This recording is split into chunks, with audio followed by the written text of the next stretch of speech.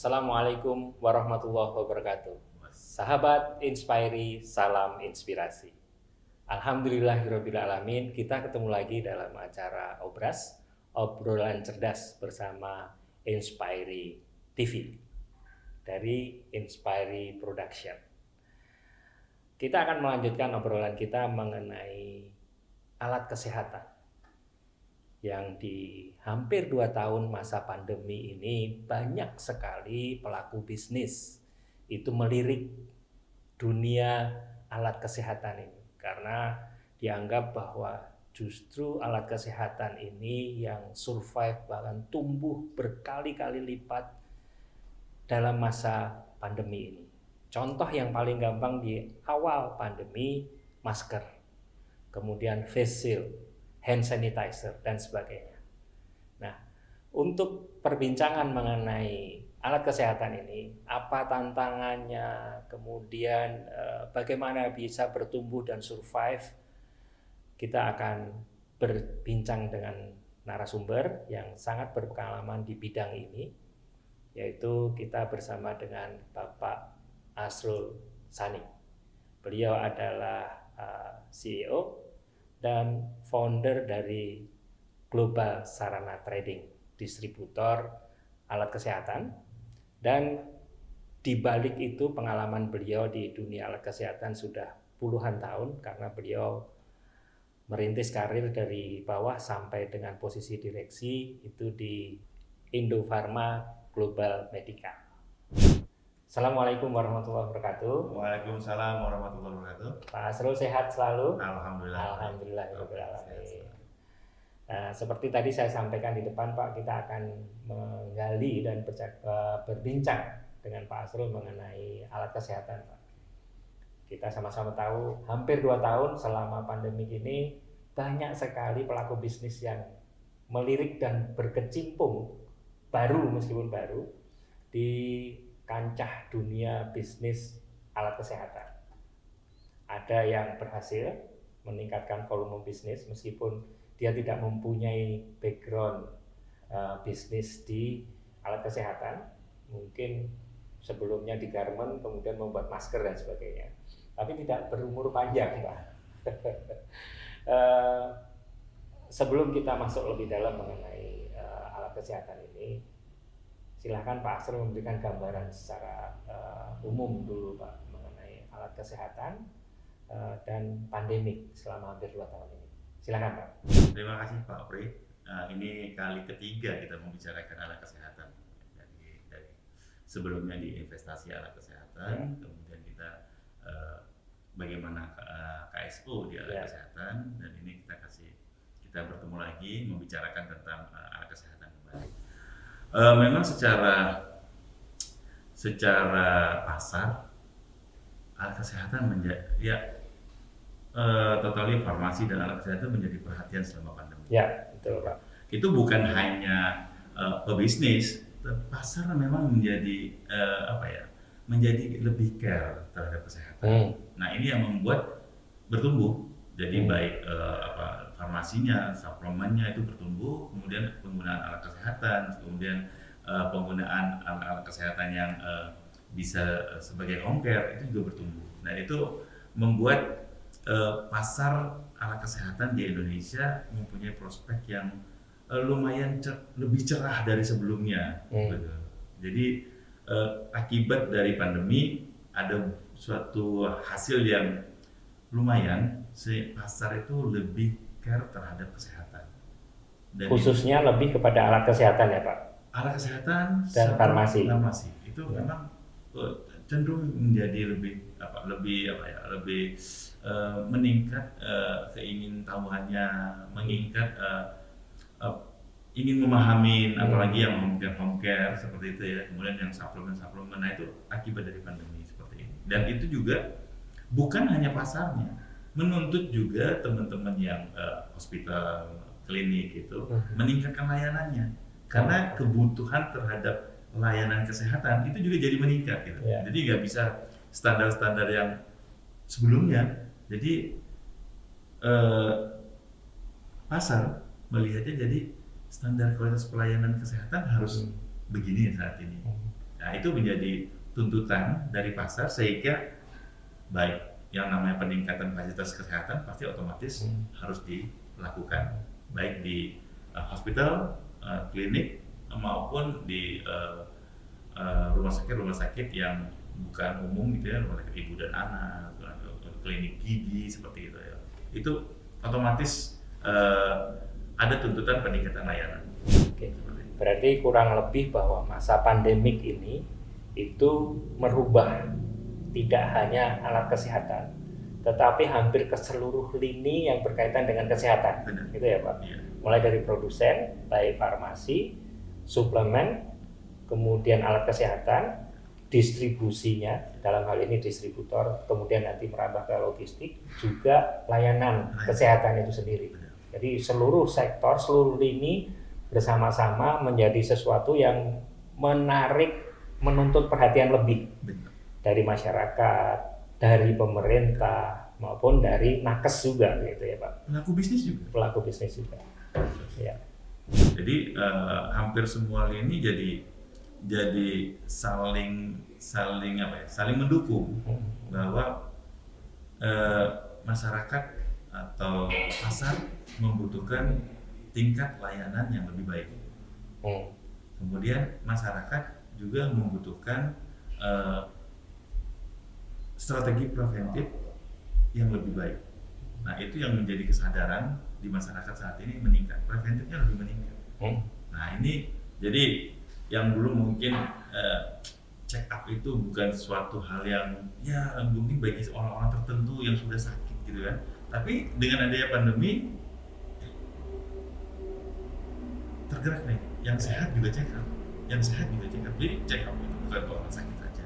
Nah, ini perubahan paradigma ini ya hasilnya meningkatkan pasar, meningkatkan kebutuhan. Dengan ini maka pasar alat kesehatan itu akan meningkat cukup baik di kedepannya seperti itu. Oke, Pak Asrul, kayaknya karena yang terpengaruh terhadap pandemik yang kaitannya dengan kesehatan ini hampir seluruh lini, kayaknya tidak mungkin kita membicarakan semuanya dalam satu kesempatan. Kita akan membuat pembicaraan kita ini menjadi serial. Kali ini mungkin kita akan menjadi lebih fokus kepada pelaku bisnis dulu Pak. Oke. Karena tadi di depan saya sempat sampaikan banyak pelaku bisnis non alat kesehatan tanpa experience di sana. Mereka terjun bersama-sama rame-rame. Di antara yang paling gampang mungkin ya tadi saya sampaikan masker. Tapi itu tidak panjang, jangkanya pendek. Kemudian ada yang bisa survive karena mereka mempunyai kreativitas dan pandangan ke depan apa yang akan bertumbuh dan sebagainya. Nah, menurut pandangan Pak Asrul sendiri, fenomena seperti ini seharusnya disikapi seperti apa supaya mereka tidak menjadi pemenang jangka pendek atau justru invest baru sebentar belum untung sudah rugi misalnya gitu. Ada beberapa fenomena seperti itu kan Pak. Ya. Jadi memang ya saya sih bilang banyak pengusaha yang dadakan seperti itu ada juga karena melihat opportunity di depan dan dia harus lakukan apa terhadap hal itu. Memang ada yang short term, ada yang long term. Tergantung dari mereka cara memandang bisnis ini ke depannya. Dia bilang tidak pengalaman, pasti mereka mencari hal-hal yang tidak beresiko kan. Atau resikonya rendah, paling rendah. Resikonya paling rendah, sehingga ya itu wajar-wajar aja. Jadi ada yang short term, ada yang long term. Nah, teman-teman yang long term memang mereka mau menekunin bisnis tersebut. Kalau yang short term barangkali dia hanya ingin mengambil kesempatan yang ada di depan mata selama masa pandemi. Dan teman-teman yang satu yang lain ada juga yang pengen mengambil kesempatan tapi malah menerima kerugian. Nah, itu terjadi juga di masa pandemi ini. Ini kejelian saja sih kalau menurut saya. Kejelian, ada yang memang dia mau short term, ada yang long term, ada yang memang kurang jeli melihat kesempatan sehingga dia harus menerima kerugian walaupun pasarnya meningkat. Nah, itu saya rasa ya terjadi di masa pandemi ini. Namun yang paling penting bahwa secara long term bisnis alat kesehatan kedepannya akan bagus, akan baik. Kenapa? Karena perubahan paradigma sehat tadi. Jadi orang lebih menjaga kesehatan. Jadi diagnosa itu dikedepankan. Jadi pemeriksaan rutin itu udah menjadi budaya jadi, terhadap perilaku sehat masyarakat Indonesia. Jadi bukan hanya kuratif, jadi preventif. Namun kuratif juga peningkatan layanan terhadap kuratif juga diharapkan kualitasnya lebih baik.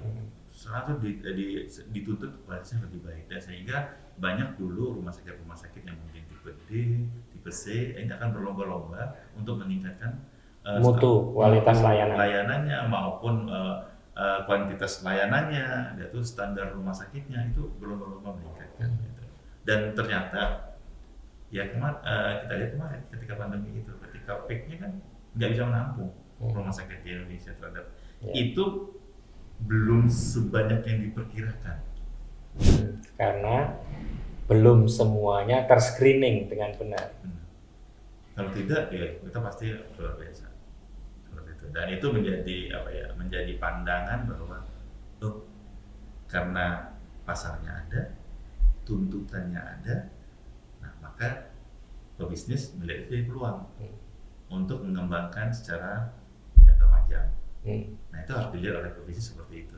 Baik dia sebagai manufaktur di Indonesia ataupun memang dia sebagai agent di Indonesia. Nah itu dia akan melihat peluang-peluang ini akan semakin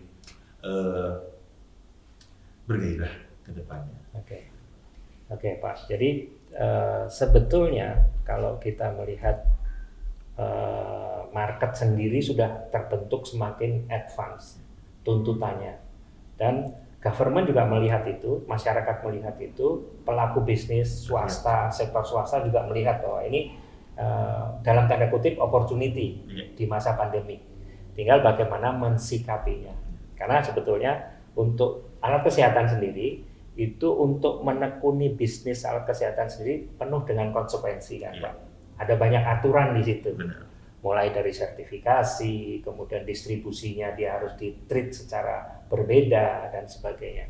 Ini mungkin yang menuntut pelaku bisnis itu untuk survive, dia harus mempunyai konsekuensi yang mereka harus serius untuk menekuni dan invest benar-benar di situ gitu. Tapi saya yakin tidak semuanya memahami hal ini. Nah, tips dari Pak Asrul untuk pelaku bisnis baru di alat kesehatan seperti apa?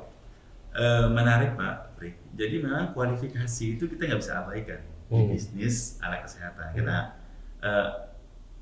baik dari segi keamanan, keamanan produk gitu kan, kemudian itu safety-nya seperti apa, penggunaannya seperti itu. Jadi memang berbeda dengan finished good yang lain gitu. Tapi memang kalau obat, medical devices itu kualifikasi produk, kualifikasi perusahaan yang akan mendistribusikan itu memang betul-betul harus mengikuti kualifikasi yang telah ditetapkan oleh pemerintah.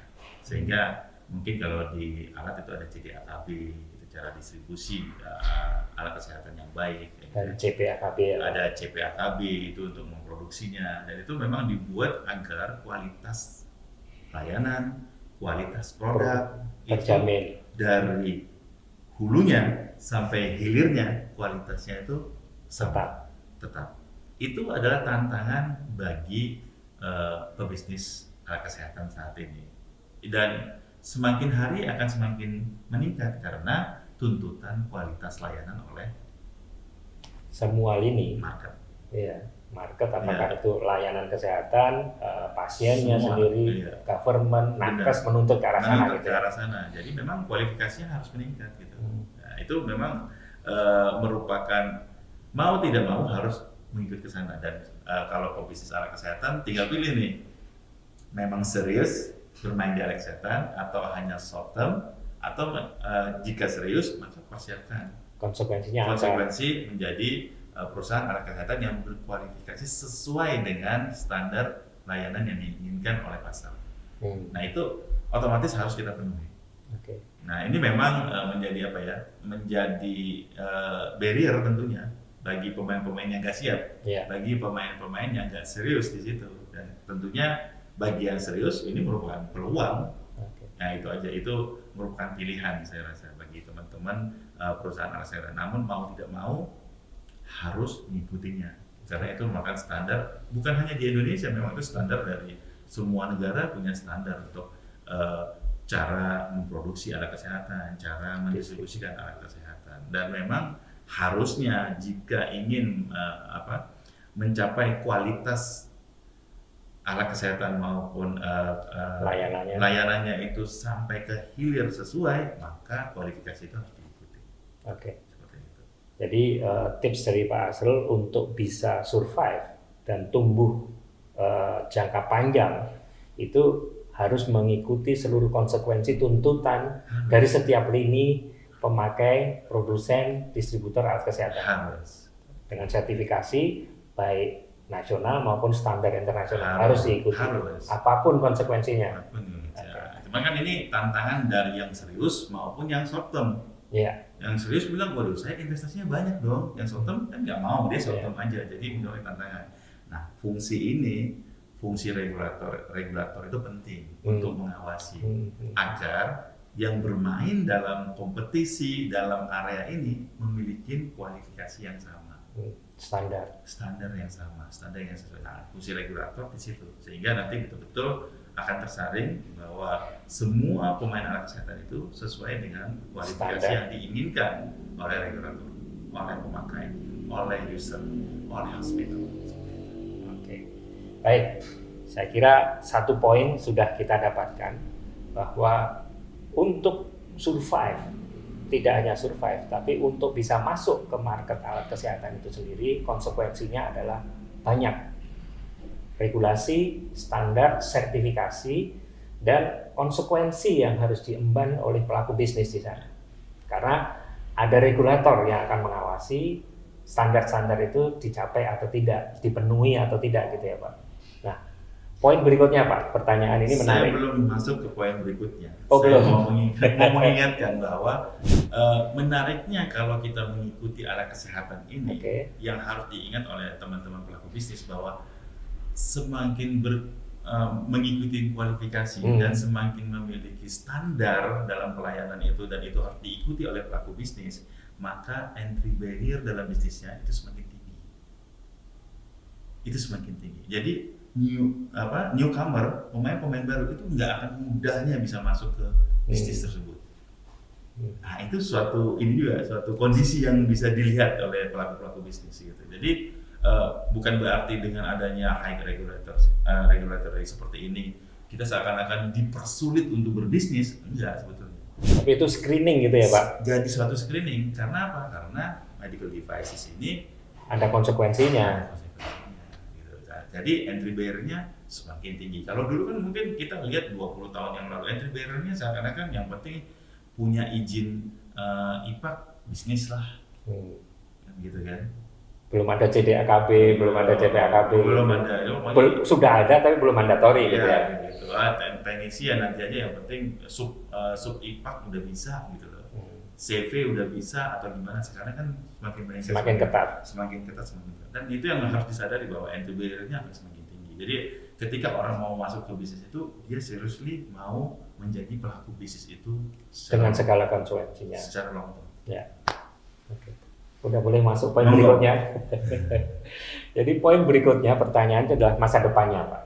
Kalau tadi tipsnya itu seperti apa, sekarang kedepannya seperti apa? Karena mau nggak mau Pak Asrul pernah menyampaikan bahwa di pembicaraan sebelumnya era sekarang era digitalisasi. Nah, bagaimana pelaku bisnis alat kesehatan ini mensikapi terhadap era digitalisasi ini? Menarik. Jadi ke depan itu di alat kesehatan itu ada dua konteks yang memang harus diperhatikan. Satu digitalisasi, satu lagi itu teknologi. Gitu. Jadi dua-duanya nggak bisa dilawan nih. Nggak bisa dilawan. Harus disikapi. Gitu. Harus kita antisipasi. Gitu. Karena digitalisasi itu kan membuat area itu tanpa batas jadinya. Seperti itu. Jadi semua informasi akan terbuka seperti itu. Networknya terbuka luas, seluas-luasnya. Jadi saya rasa itu menolong kita ketika pandemi. Kita dapetin dari mana saja barang itu. Orang bisa. Kalau tidak ada teknologi, begitu juga pemerintah kalau nggak ada e-katalog, itu agak ya lumayan pusing pasti. Pengadaan itu bakal ribet. Tapi dengan ada e-katalog, dengan adanya jualan online seperti itu, ya membantu, sangat membantu. Namun balik lagi regulasi harus dibuat secara baik seperti itu. Karena digitalisasi itu nggak mungkin di stop. Teknologi nggak mungkin dilawan. Jadi dua itu, digitalisasi sama teknologi. Nah, digitalisasi ini memang keduanya itu membuat tingkat layanan semakin baik, dan harusnya pricing itu semakin logik. Ya. Semakin logik gitu. Karena kompetisi semakin transparan ya Pak. Iya. Jadi orang semua bisa melihat. Ya, harga itu semakin logik. Jadi nggak bisa seperti monopoli gitu-gitu ya. Tidak bisa. Kemudian ya informasinya terbuka gitu ya. Orang bisa bandingkan. Sampai sekarang kan ada aplikasi yang khusus membandingkan harga-harga gitu kan. Mereka buat seperti itu. Nah itu ya saya rasa itulah digitalisasi. Jadi itu kan di medical devices itu teknologi itu sangat berperan gitu. Akhirnya nanti semakin harganya semakin logik, ya, kemudian kompetisinya juga semakin terbuka, informasinya semakin cepat, gitu ya, dan kemudian ketersediaan barang pun itu akan semakin availabilitasnya semakin baik, lebih mudah. Iya, availabilitasnya itu semakin baik, tersedianya semakin baik lah. Nah itu akan terlihat di pasar medical devices, dan itu sangat menjawab kondisi alam Indonesia yang berpulang. Gitu. Tersebar luas. Jadi kalau saya bilang bagus bisnisnya, kalau masalah digitalisasi ada 2 PR yang harus diikutin, digitalisasi dan teknologi. Gitu. Itu harus ke sana. Gitu. Memang untuk investasi ke situ, untuk mengikutin mensikapi digitalisasi dan teknologi itu ya ada biaya. Walaupun nantinya itu akan lebih baik mendapatkan hal yang lebih baik daripada kondisi saat ini. Ya, seperti biasa, shifting itu nggak mudah. Shifting itu nggak mudah. Jadi banyak pasti banyak korbannya lah. Seperti kita lihat kalau yang di ini matahari jadi matahari mall, shiftingnya nggak mudah gitu. Seperti itu, dan banyak hal yang lain. Kecuali memang dari awal didirikan sebagai alat digital. Tapi karena teman-teman ini memang harus berubah, menyesuaikan diri, konvensional atau shifting gitu ya. Dari kolonial ini gitu ya, dari gaya ini memang ada cost lah. Pasti ada cost. Dan jangan dihindarin, kalau bertahan akan tertinggal. Kalau kita ikutin ada cost, tapi itu costnya untuk saat ini, tapi nextnya itu membuat registration bagus, saya rasa sih, digitalisasi dan teknologi itu. Oke, baik. Jadi untuk digitalisasi dan teknologi ini, tips dari Pak Asrul adalah untuk pelaku bisnis alat kesehatan itu harus disikapi dengan proaktif ya Pak. Sebelum ada tuntutan terhadap produknya, dia harus proaktif untuk masuk ke era digital dan teknologi tadi. Benar. Untuk mensikapi market dan demand dari apakah itu government, apakah itu pasien atau lini pelayanan kesehatan, semuanya harus disikapi dengan proaktif untuk masuk mensikapi digitalisasi dan teknologi tadi ya Pak. Oke. Baik. Jangan Pak, tertinggal. Jangan tertinggal. Karena meskipun dengan konsekuensi investment yang harus bertambah, tapi itu harus disikapi daripada merugi dalam jumlah besar di masa depan. Tapi menghindari investasi di masa kini, lebih baik invest sekarang ya Pak ya? Kalau geraknya sekarang, tidak mengundang investor besar yang akan invest di Indonesia untuk hal itu. Oke. Iya. Kalau geraknya sekarang, kalau tidak bergerak sama sekali, orang lain datang.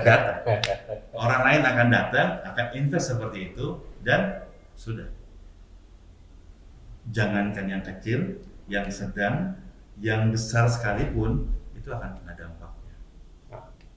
Karena yang investor dari luar itu melihatnya berbeda dengan manusia 280 juta orang, dengan pulau yang terspread cukup banyak. Nah itu membuat satu hal kue yang sangat menarik. Kami akan investasi di sini gitu. dengan tingkat layanan yang masih rendah gitu ya, seperti itu. Dan itu memang harus ya teman-teman ya, baik yang small, medium maupun yang big, ayo cepat ke digital, cepat gitu. Memang kan konsep ini kan saya harus katakan bahwa kalau teman-teman yang sudah ya, kalau yang teman-teman yang baby boomers yang gitu-gitu yang akhir tahun 60-an kayaknya udah pasrah aja gitu ya.